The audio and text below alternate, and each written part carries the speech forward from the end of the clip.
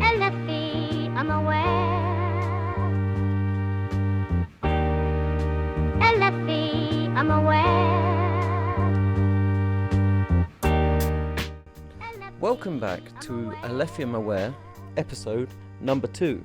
Now, if you cast your mind back to the last episode, we looked at the DeFi exploit crisis and the Bitcoin ETF surge, and how those two things both converged to reach the same conclusion that Alephium is inevitable.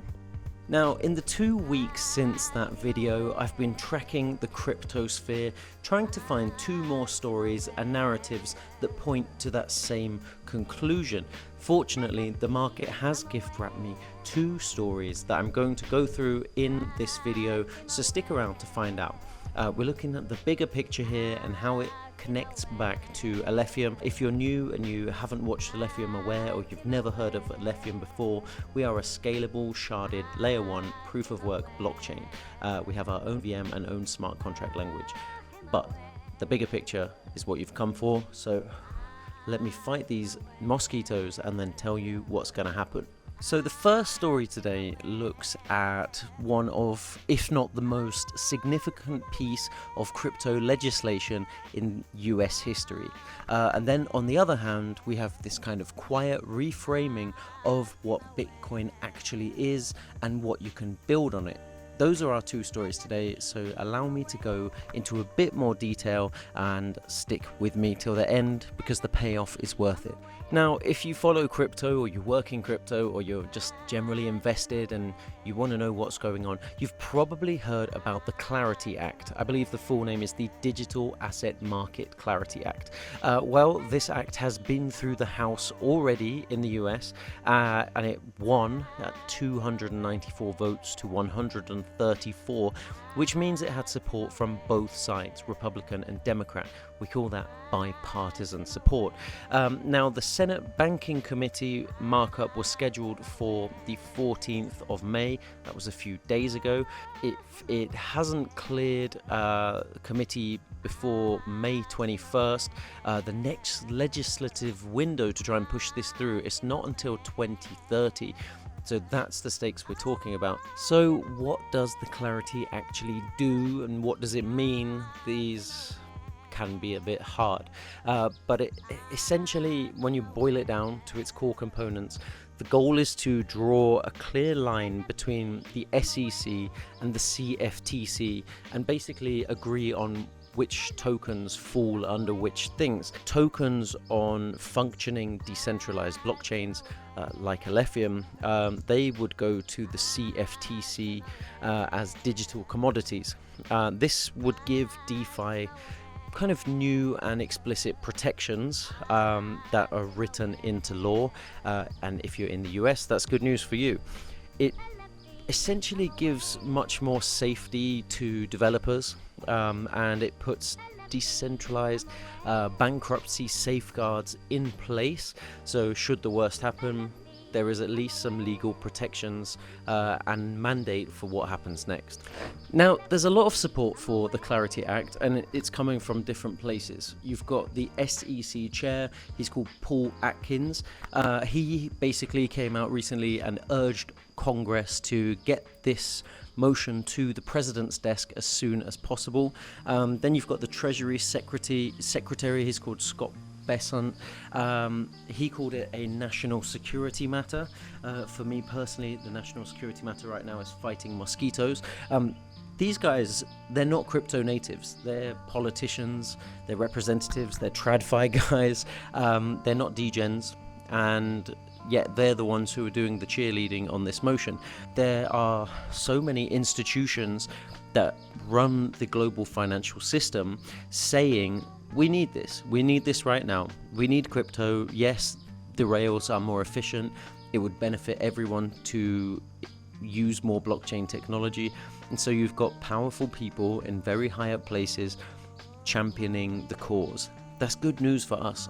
I believe. I've been in Web3 for 8.5 years, coming up to 9, and I've seen this argument for a long time that basically building serious DeFi infrastructure is pointless, because if regulators can shut it down, shut it down tomorrow, then what's the point? Why bother? But it looks like that argument is running out of road, because we have so much support from institutions, from governments, from the powers that be, So the green light is coming, and the question then is, what gets built after the green light for DeFi? You may look at this and go, well, this is just legislation in the US. It doesn't affect me in XYZ country, but it will, because there's always this domino effect that when the US does something, all of the markets are forced to adapt. So why is this relevant, and why have I included this story in Alephium Aware?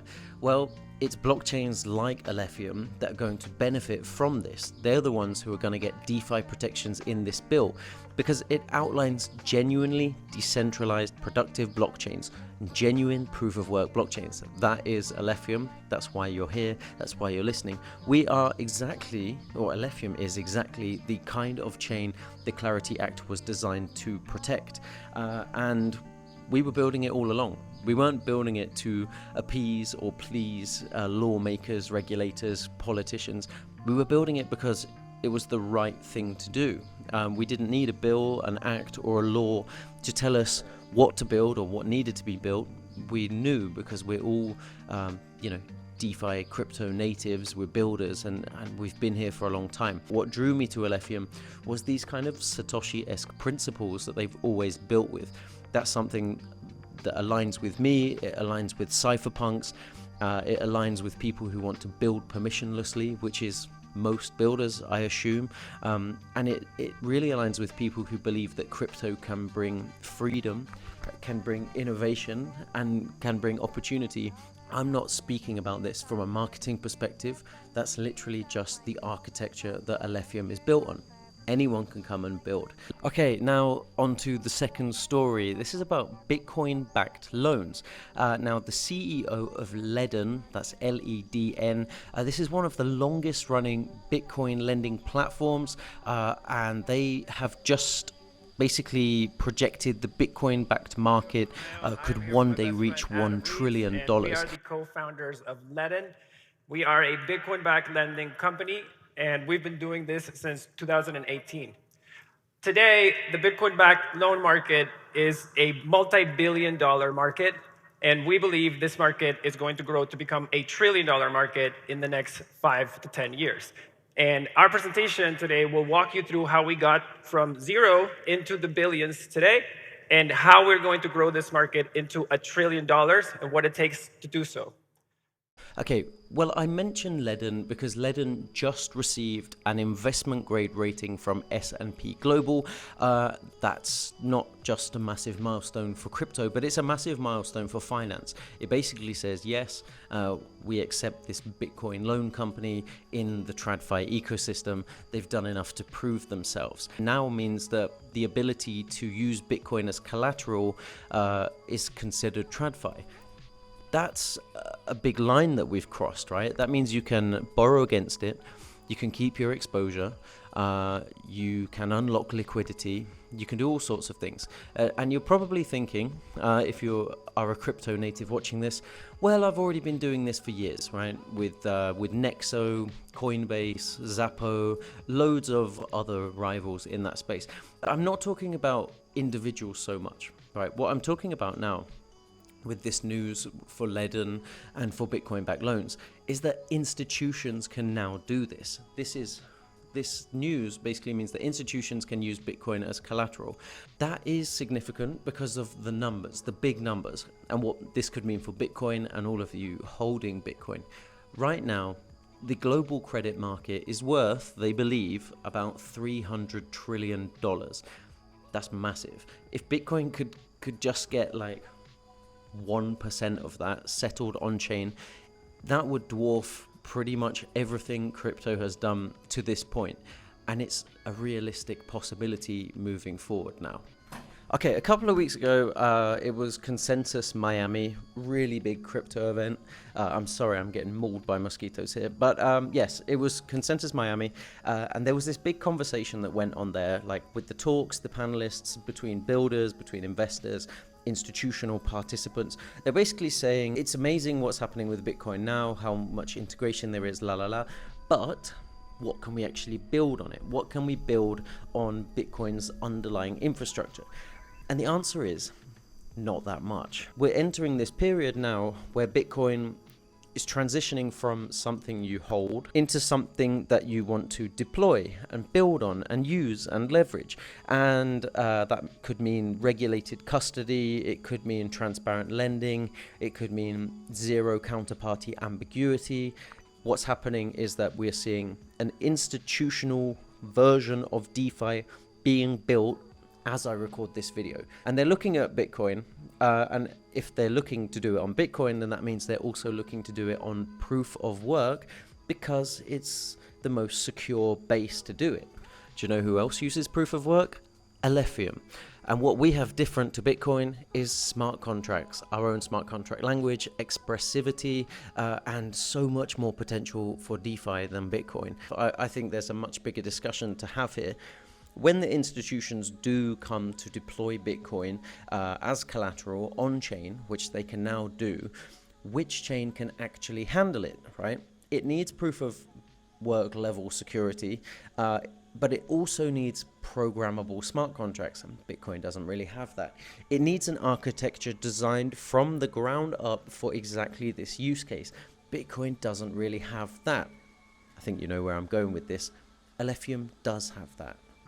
Because Alephium is proof of work, Alephium is programmable, and Alephium has a large developer ecosystem that's already building the primitives to deliver the future of DeFi. We've got links, we've got PowerFi, we've got Factor, we've got real protocols, real metrics, real builders, real utility. I think when the financial system does get rebuilt, it needs to know exactly what its foundations are capable of. And if the focus is 100% entirely on Bitcoin, it's going to hit some hard limits in the tech. Institutions should strongly consider looking at Alephium. And that sounds like a shill, but really I'm just putting everything I've put together in this video up to this point together. You put all of that evidence together, and I think I make a pretty compelling case. And if you don't think I've made a compelling case, rewind a couple of minutes and watch again, because I really do think that all of the missing pieces for the future of DeFi do exist on this chain. Some of you might laugh, some of you might disagree, but we have all of the jigsaw pieces that are required for this future of DeFi that people and institutions and lawmakers are aiming towards. And that's it for another episode of Alephium Aware. Thank you very much for tuning in. Regulatory clarity is arriving, and that benefits chains like Alephium. Bitcoin is evolving into the world's most trusted collateral. That also benefits Alephium and other proof-of-work chains. Both roads lead to the same destination, and that the need for infrastructure that's secure, programmable, and decentralized is going to be really big and important in the future. That's Alephium. That's episode 2. Thank you for watching. I'll see you again in 2 weeks. I'm going to go fight some mosquitoes. Peace out.